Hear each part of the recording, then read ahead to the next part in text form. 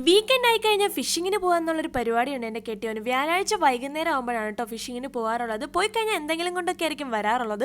കൂടുതലും ഞണ്ടാണ് കിട്ടിയിട്ടുണ്ടായിരുന്നത്. 2 കിറ്റ് നിറച്ച് ഞണ്ടായിരിക്കും. ഇപ്പോൾ ഈ 2 ആഴ്ച കൊണ്ടാണ് ഈ സ്രാവിനെ കിട്ടുന്നത്. സാധാരണ നേങ്കുട്ടൻ ഉറങ്ങിയതിന് ശേഷമായിരിക്കും വരാറുള്ളത്. അപ്പോൾ നേങ്കുട്ടൻ അറിയത്തുപോലും ഈ സംഭവം വരുന്നത്. ഇന്ന് എന്താണെങ്കിലും നേങ്കുട്ടൻ ഉറങ്ങിയിട്ടുണ്ടായിരുന്നു. കാരണം ഇപ്പോൾ വെക്കേഷൻ ആയതുകൊണ്ട് പിള്ളേരെല്ലാവരും ഉണ്ടായിരുന്നു. അപ്പോൾ ജീവനുള്ള ഞണ്ടിനെയും മീനിനെയൊക്കെ കാണാൻ വേണ്ടിയിട്ട് എല്ലാവരും കൂടെ വന്ന് നിന്നേത്. അപ്പോൾ ഫ്രഷ് ആയിട്ട് കൊണ്ടുവന്നതല്ലേ, അപ്പോൾ അതേപോലെ അങ്ങ് കറി വെക്കാമെന്ന് വിചാരിച്ചു.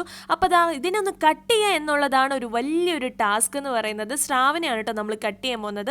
വെള്ളച്ചാലും ഞാൻ കുറേ കഷ്ടപ്പെട്ട് സ്രാവിനെ കട്ട് ചെയ്തിട്ടുണ്ട്. സത്യത്തിൽ എനിക്ക് ഈ സ്രാവിനെ കട്ട് ചെയ്യാൻ അറിയില്ല. ഞാൻ യൂട്യൂബിൽ നോക്കിയിട്ടാണ് ഫസ്റ്റ് ടൈം സ്രാവിനെ കിട്ടിയ സമയത്ത് കട്ട് ചെയ്തിട്ടുണ്ടായിരുന്നത്. അപ്പോൾ ഇതിൻ്റെ തൊലി എന്ന് പറയുന്നത് ഭയങ്കര കട്ടിയാണ്. അപ്പോൾ ചിലർ അതിനെ മുഴുവനോടെ ചൂടുവെള്ളത്തിൽ ഇട്ടിട്ട് കട്ട് ചെയ്യും. ചിലർ അതിനെ കട്ട് ചെയ്തതിന് ശേഷം ചൂടുവെള്ളത്തിൽ. ഇത് ഞാൻ നന്നായിട്ട് കട്ട് ചെയ്തതിന് ശേഷം നല്ല തിളച്ച വെള്ളത്തിൽ 1 മിനിറ്റ് ഒന്ന് ഇട്ട് കഴിഞ്ഞപ്പോൾ നല്ല കട്ടിയുള്ള തൊലി ഉണ്ടല്ലോ, നന്നായിട്ട് ഇങ്ങനെ തൊട്ടാൽ ഇങ്ങനെ ഉരിഞ്ഞ് വരുന്ന പോലെ ഇങ്ങനെ വന്നേത്. അതിനുശേഷം നന്നായിട്ട് കഴുകി വൃത്തിയാക്കി അവിടെ മാറ്റി വെച്ചിട്ടുണ്ട്. ഇന്ന് ഞാൻ സ്രാവിനെ തേങ്ങ വറുത്തരച്ച് കറി വെക്കാനാണ് ഗൈസ് പോകുന്നത്. തേങ്ങ വറുത്തരച്ച് വെക്കാൻ അടിപൊളി ടേസ്റ്റ് ആയിരിക്കും. അപ്പം ഞാനൊരു മുറി തേങ്ങ എടുത്തിട്ടുണ്ട്. അതിലേക്ക് ഞാൻ കുറച്ച് കറിവേപ്പിലയും കൊച്ചുള്ളിയും വറ്റൽമുളകും മല്ലിയും മുളക് പൊടിയും മഞ്ഞൾപ്പൊടിയും ഒക്കെ ഇട്ടിട്ട് നന്നായിട്ടൊന്ന് മിക്സാക്കി ഈ ഒരു കളർ വരുന്നിടം വരെയും ചെറു തീയിലിട്ടൊന്ന് സെറ്റാക്കി മാറ്റി അവിടെ വെച്ചിട്ടുണ്ട്.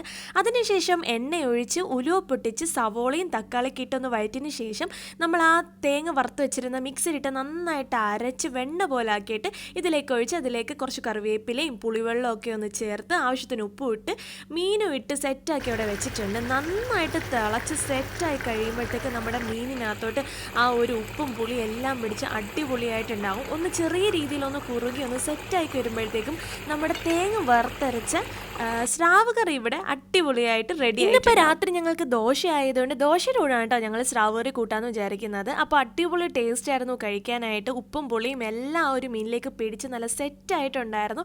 അപ്പോൾ കഴിച്ചിട്ട് അടിപൊളിയായിരുന്നു. സത്യം പറഞ്ഞാൽ ഈ സ്രാവിനെ കട്ട് ചെയ്യുക എന്നുള്ളത് ഭയങ്കര വലിയൊരു ടാസ്ക്കാണ്. പക്ഷേ സ്രാവിൻ്റെ ടേസ്റ്റ് കൊണ്ടുണ്ടല്ലോ, നമ്മൾ ഒരു വട്ടം കഴിച്ച് കഴിഞ്ഞാൽ പിന്നെ മീൻ കിട്ടിയാലും ഇച്ചിരി കഷ്ടപ്പെട്ടിട്ടാണെങ്കിലും ആ ഒരു സ്രാവിനെ കട്ട് ചെയ്ത് നമ്മൾ കറി വെക്കും. അതേപോലെ ടേസ്റ്റാണ് സ്രാവ് കറിക്ക്.